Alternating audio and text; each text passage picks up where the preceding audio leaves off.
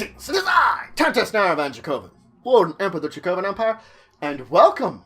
It is time to continue my discussion on the various campaign settings of Dungeons & Dragons, many of which date back, of course, to AD&D, and where we began with Spelljammer, Dungeons & Dragons Adventures in Space!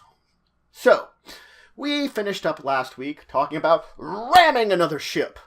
Of course, this means you have to have particular types of rams, each of which have different effects. Some just grapple you, some blunt impact, some pierce into the other ship. Let's talk a little bit more about ramming and move on to some other topics related to your short-range combat. So, ramming. What happens afterwards? Well, you might move. This is circumstantial. If my ram attack missed, the ship that was attempting the ram could keep moving somewhere else. Also, if I rammed into a ship and its hull points were reduced to 0 and it began to break apart, guess what? I can keep going. I don't stop. It didn't stop me by doing that. Now, if I ram into a ship and that's that, well, we stop. I can't move anymore. Granted, my ram might lock us or grapple us in some way, which also stops my movement, but in general, those things are particularly saying I stop the movement, otherwise it's a thwump, movement stop. Now, my ship's crew could attempt a grapple the same round I did this ram. So I can ram into them, and then my ship can attempt to grapple onto it, throwing grappling hooks over so that we're hooked together, flying together through space. And then, of course, boarding could occur or something of the similar. Now, ramming itself works better if the ship that you are ramming is the same size or smaller than you. Smaller ships that you are ramming into are better. There are certain circumstances where a ship could be way too large or way too small for you to ram effectively. That both can occur. A ramming ship cannot ram a ship that is 10% of its tonnage. So if I have a 10-ton ship here and this is a 1-ton ship, I can't ram it. It's way too small. Similarly, 100-ton ship, 10-ton ship, can't ram it, way too small. If you do attempt to ram it, rather than actually doing a ram, the smaller ship has to try to make a check versus crashing. Basically, they're crashing into you at that point in time, and you're just forcing them to crash into you, though they could maneuver away.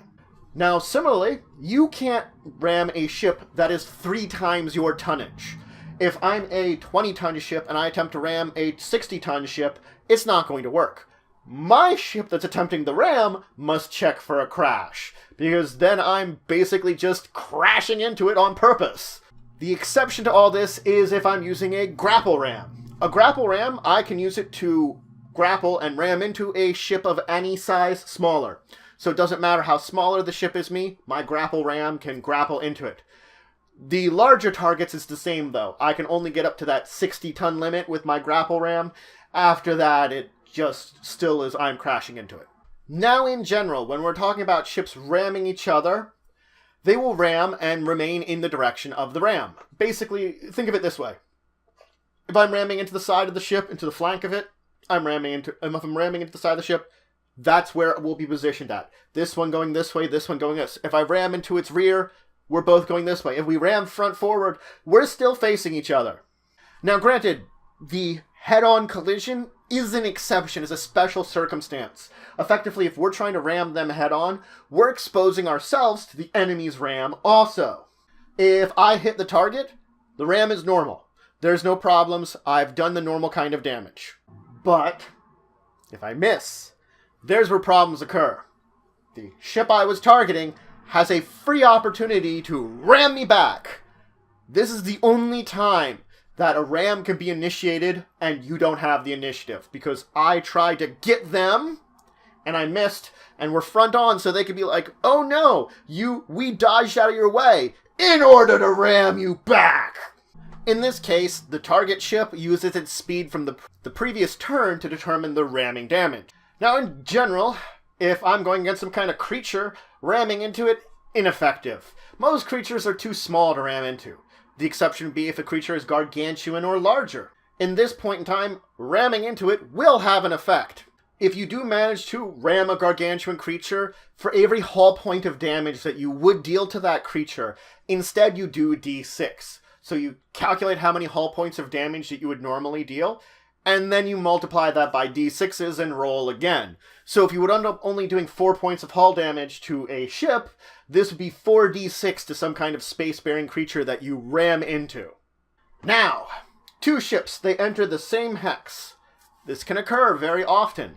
When this occurs, there is a possibility of 4 different things occurring. First off, they crash into each other. Wabash! Smash into each other.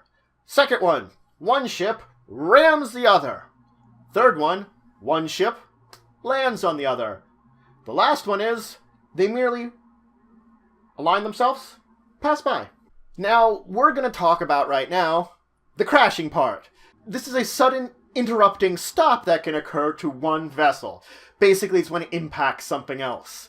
Usually some kind of larger object.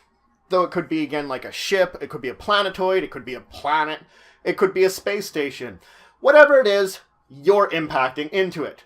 And oftentimes, this not only does damage to the crashing ship, but could do damage to the object it's crashing into, especially if this is a ship. Crashing is disastrous. Now, in AD&D terms, the helmsman of the crashing ship makes a save versus death. It would be a saving throw, effectively, in most other systems at this point in time, to see if you would successfully avoid crashing into it. Now, if you make the save successfully, you have 2 options. Either you can fly off, avoiding the crash, or you can basically land on it, effectively an emergency landing instead of crashing. If your vessel has no helmsman and is about to crash, it makes it save as if it was a first-level wizard at the helm. That's an important note. That will work for any edition of Dungeons & Dragons you're talking about. First-level wizard. Now here's where some good news comes in. You can modify this save. Your maneuverability rating gives you a bonus or a penalty to this save. Really terrible maneuverability means a penalty. The best maneuverability means you get a really great bonus in order to, skirt, land successfully instead of, explosion and crashing. Now, if there is a crash, the smaller ship is always assumed to be crashing into the larger ship, regardless of the tactical situations. This is the one that might be initiating the crash, because this one's tinier. It's the one crashing into it. Now, if the ship does crash, its hull points are reduced to half of its original value, meaning whatever its total hull points to begin with is, it loses half of those. If my ship has already taken damage, it could easily go to 0 hull points and begin to break up. Effectively, in the crash, though, it would be and nothing left on the ship. Just rubble and ruin and some stuff floating around, all left on this ship, or wherever we crashed into. If you do have some hull points left, well, you survived the crash, just not in good shape. Now, everyone aboard the ship has to make a saving throw once they hit the ground there, or take 60-10 damage. The save will only have them take half damage. So even if you're aboard the ship, crashing is terrible. Boosh, and I'm in bad shape. Now, a ship crashing into another larger ship will inflict an amount of hull point damage equal to the smaller ship's current hull point value. That means it doesn't matter what the hull points of this ship would be total. It's crashing. If, let's say, it would be 15 out of 30, it's at half health. It's not going to do 30 hull points worth of damage to the ship it's crashing into. It's going to do 15. Granted, this ship that's crashing will also be reduced to 0 hull points because it will take that 15, which is half of 30, and be destroyed. But I'm also going to inflict 15 hull points of damage to this larger ship, which also, depending on the circumstances, could break that apart if it was in bad shape. An important thing here is individuals on the ship being struck by the crashing ship have to make checks equal to a ship-shaken critical hit. So treat it as a ship-shaken critical hit on this big one here from the crash. Crashing is a situation that most captains and enemy captains are not going to like. But there could be a situation in a large-scale battle where this one big ship is getting a lot of damage, but it's also doing a lot of damage to your fleet, and maybe suicidal tactics of crashing your ship into that one could stop it, could break it up, could disable it, or very least could get you a bunch of crew that may survive the crash on board to that one if normal boarding isn't a possibility. So there is reason sometimes to initiate basically crashing maneuvers into something else. Sometimes you might have time to attempt to grapple and board, or even to land on something successfully and safely. Much of the crew of the suicidal crashing ship actually abandons ship before anything occurs there. They feel it's the nature of they're going to fall to the other ship and hope to land safely to it is probably better than the crash. So, yep, jump off right before the whoosh into the other ship. Might save your life, might not, but that's also, an easier probably way to board than to actually crash into it. And, well, then you're on the other ship and just have to deal with that problem. But that's it for today. So, we talked first about ramming a little bit more, talking about your positioning with ramming, and we talked about things like ramming into living creatures. Then I talked about crashing, because you know what? It's something you're going to have to face at some point in time when it comes to Spelljammer. The exact details of your crash, well, that's going to be up to you and your adventures. But in the next episode, we're going to talk about some other types of maneuvers that can be done in short-range combat. Things like shearing, grappling, and boarding. But I hope you're having a great day. If you have any cool stories about space battles, whether in Spelljammer or else, where you had a chance to board another ship, well, incidentally because of something like a crash or a ram, then please tell it to me in the description below. I love to hear your stories.